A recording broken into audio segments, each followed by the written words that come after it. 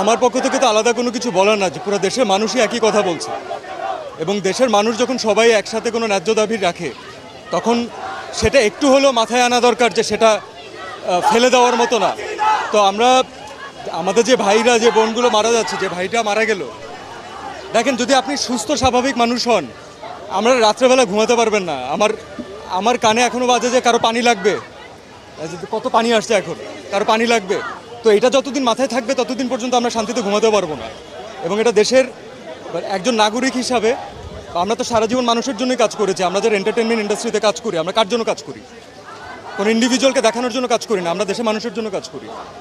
তো আজকে তাদের যে ছাত্ররা, যারা ইয়াংরা, যারা হচ্ছে আমাদের মেইন অডিয়েন্স, যাদের আমাদেরকে প্রয়োজন, আমরা যদি তাদের সাথে না দাঁড়াতে পারি, তাহলে আসলে কেন কাজ করলাম? এর থেকে কাজ না করা ভালো, অন্য কোনো কিছু করা বেটার। আমার নিজের বাচ্চা আছে ভাই, আমি